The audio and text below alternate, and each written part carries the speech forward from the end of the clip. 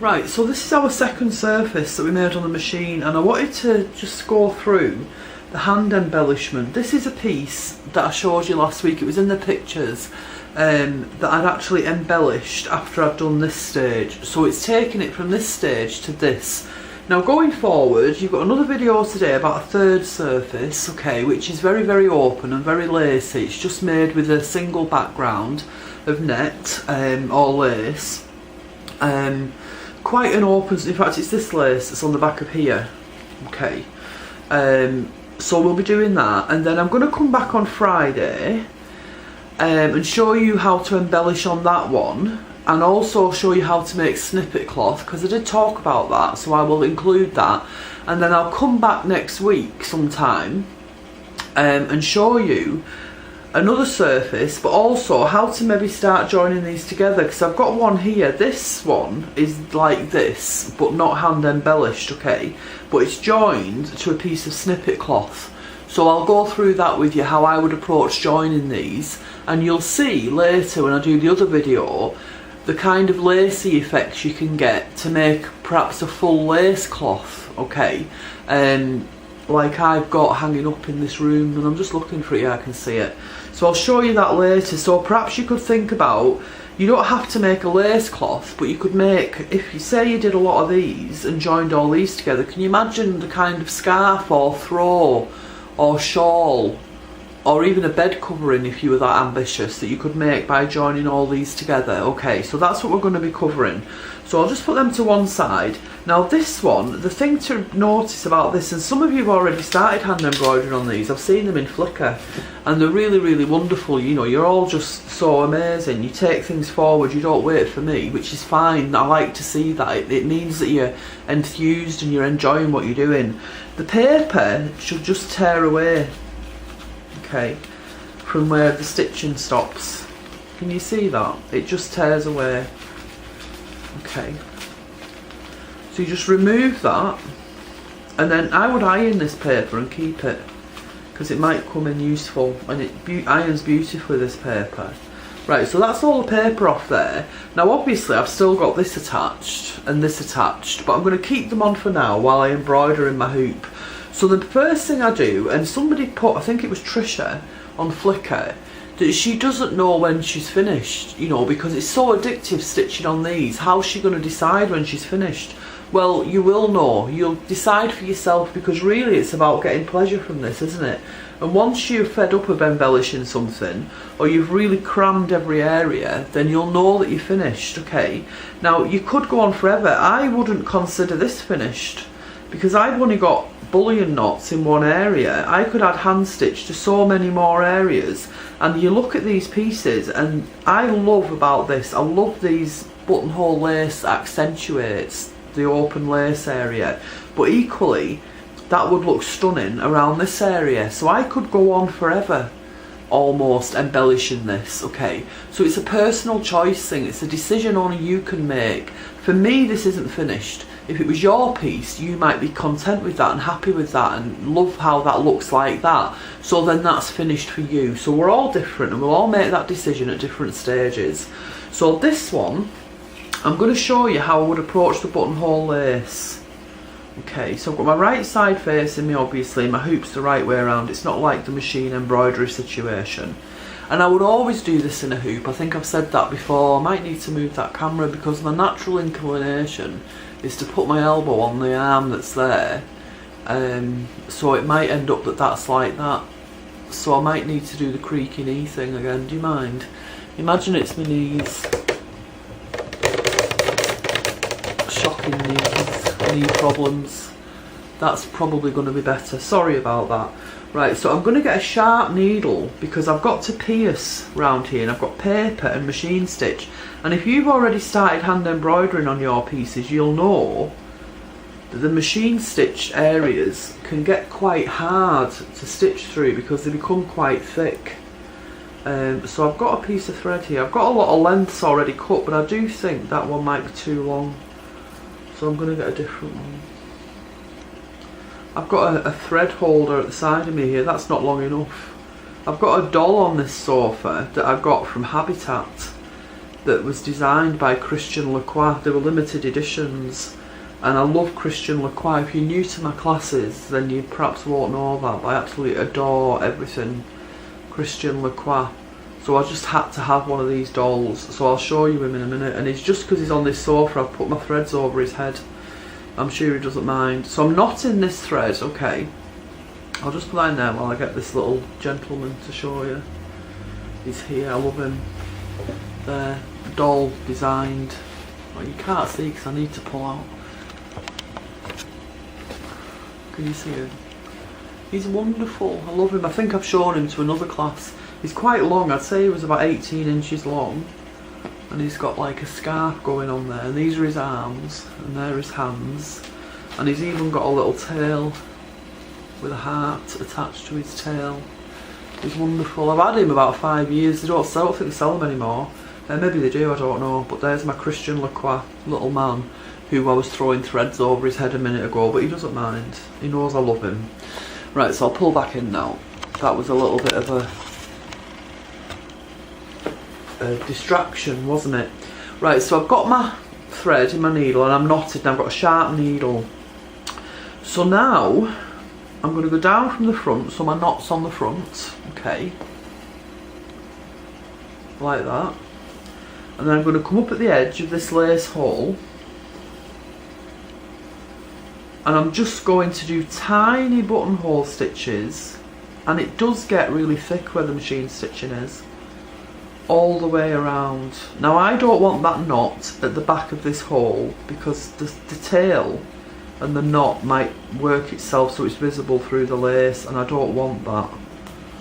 So I'm just going to buttonhole lace all the way around here, following the contour. Even if the contour goes wiggly and out of line and out, you know, I'm just, doesn't matter, I'm going to go with it because that's what makes them so lovely and organic.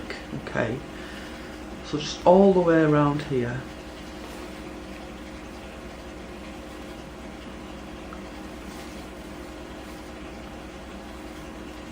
Talk amongst yourselves. I don't think I've got any stories to tell you. Well, actually I might have a story to tell you. I've got 3 brothers and one of them lives in Sweden. Well, the one that lives in Sweden is going to be 50. Okay, not till August. But then I've got a cousin who lives in Australia who is going to be 50 next week. And a cousin that lives in Barrow-in-Furness who's going to be 50 next week. Barrow-in-Furness is where I'm from, and most of my family still lives there, apart from the ones in Australia and Sweden, obviously. So my brother from Sweden is coming over with his family this week, and there's a big party in Barrow-in-Furness on Saturday at my mother's place. So there's going to be about 60 people there, I think. So I'm going there on Saturday, and Helen and James are coming from London as well. So all 4 of us will be going up there on Saturday. So I could say I'm excited, but I'm not really, and you might think that sounds awful, but I'm not one for big gatherings, to be honest. I'd rather go to KFC. I just don't like, and I mean there's people there I'm not going to know, like my Australian cousin, her husband's family will be there. Never met them in my life. Well, I suppose I met them at the wedding, but that's like over 25 years ago. You know, I'm going to say something now you're not going to believe. I don't do small talk. I don't. Not in that situation. I'm not good at it. But anyway, have it to do. So that's where I'll be on Saturday. Birthday partying for all these old people who are going to be 50. So I'm just working my way around here with tiny little running stitches. Not running stitches, buttonhole stitches. And edging this hole, this island of lace. It's not a hole, is it? It's an island. But you'll find that buttonhole stitch plays a big role in whatever I do with my own machine-made lace. And when I show you that lace cloth in the next video, you'll appreciate that. And but I just think, for me personally, I love the effect of it. So it's the most appropriate stitch for me. Just because I just think it works so well. Now I'm trying to think, the other day, did I do bullion knots on that other piece? I think I did, didn't I? And French knots. But so you've already got that knowledge, you've already got that resource in your head and on the blog, so I possibly won't do that today. I'll just concentrate on this buttonhole lace, and I'll edge this one, and then I'll show you how I might, because up here, this is quite an open area, okay, sorry, this is quite a big area of vintage cloth. So I might section it off with buttonhole lace, so I'll cover that next after I've done this lace island here, okay. Just to give you, I don't want to repeat what I did the other day. I'd rather approach something in a different way and share that with you than just repeat what I'm doing over and over. So I'm nearly round now, so I'm coming all the way around with a sharp needle with buttonhole lace. I'm trying to see where I started. Started there, so I'm a lot closer than I thought. So what I'm going to do now is I'm going to go down to the back through the first loop where I started, and that completes that run and that secures that run, okay. But then I'm going to come up again, not through the same hole, okay, there, but like obviously in the bottom loop of the first buttonhole stitch, and I'm going to change my needle to a blunt needle because I'm going to be weaving through this now for my second row of buttonhole lace. Need to trim this this end, it's gone all raggy for some reason. So, and I brought my little rubbish bag with me. I'm really trying to be conscientious and not leave threads lying all over the house, because I did get into the bad habit of doing that, but it's easier to put them away one at a time than to go back and have to pick them all up at a later stage. So I'll just thread this blunt needle, cross stitch needle, that's all it is. And so now I'm literally just going to go through the loops of the previous row. So I'm not piercing the fabric, I'm literally just going through the loops of the buttonhole stitches I laid on the previous row. Now it's up to you, you can just do one row of buttonhole round here, but I just love the effect of the double row. It gives it a much more pronounced lacy effect. That's what I think anyway. I mean, if we compare, if you look at that one, that's got a double layer all the way around, okay. Compare it to the single, I just don't think there's any comparison. I think it's really worth the effort to go around again. So, and technically the second row shouldn't take as long as the first row, but having said that, because I'm not pulling it right up to my nose because I'm on camera, it might take me a little bit longer, and you'll notice that I've had a long bit of thread so that I can hopefully do this without having to change my threads, because it is possible to change a thread part way through buttonhole stitch, but it's not ideal. I prefer not to have to do that. So I've used a long piece of thread so that the whole thread enables me to complete the whole process. Okay, now I don't know if you can see, if I pull in it's going to blur, so I'm going to try and hold it up a bit. Right, so can you see there, that's the double run, kind of like makes it more of a pronounced edge, and that's the single run which is quite flat. So that's why I do prefer the double run all the way around. I'm actually beginning to wonder if I might run out of thread. I don't. And when I get to like a corner, this is an internal curvy corner, I don't do anything, I just keep going. But you can maybe do 2 or 3 into the corner loop if you want to do that, but I tend not to. But then I don't think I've ever come across an exceptionally pronounced corner, because these are just such soft flowing lines, such an organic shape, that I've never really come across that.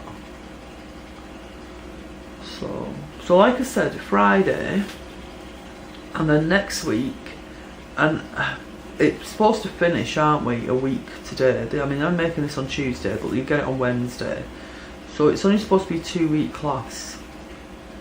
So it's supposed to finish a week today when you get this video, but you know, it may go on a couple of days longer, I'm not sure yet. Because with having the party, I didn't plan it very well because the party had slipped my mind, so that might set me back a little bit. But you won't be shortchanged. I don't want to ever shortchange anybody in any of my classes. And sometimes you might find that you're inadvertently picking up the lace. Try not to do that. That's what held me up there, because I was catching the lace with this needle, and that would happen much more frequently if I was using it. I'm not in there. If I was using a sharp needle, that would be even worse, would be happening a lot. So I think I am going to get all the way around with this.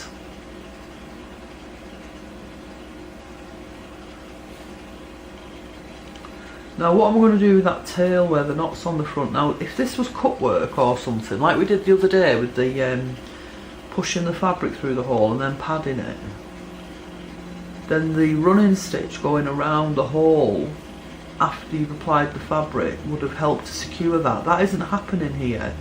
So what you can do is you can add a couple of French knots near there where that goes into the back of your work, okay, or you could do some bullion knots, or now I'm just going to go through at the back because I've finished now, okay, or you can just, it's here, can you see it there, just take a couple of tiny little running stitches over the top of it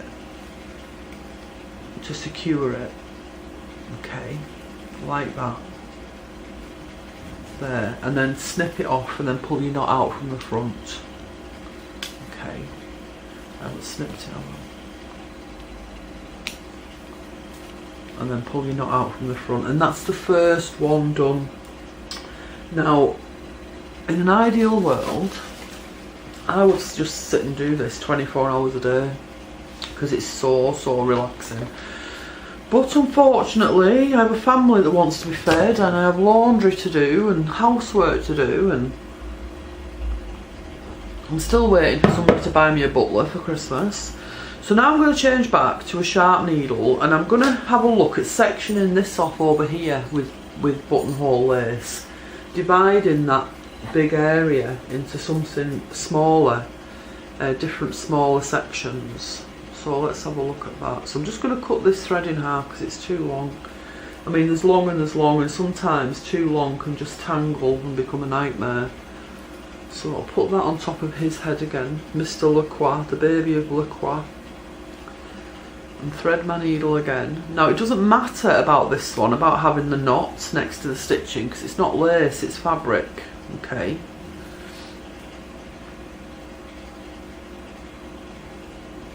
And what I'm going to do, because this video is 18 minutes, I'm going to turn off and then start again, because then the file won't be too big, because it doesn't matter to you, I know, but sometimes I can have a nightmare trying to get them on YouTube when they're very big. So I'll literally just turn off and immediately turn on again.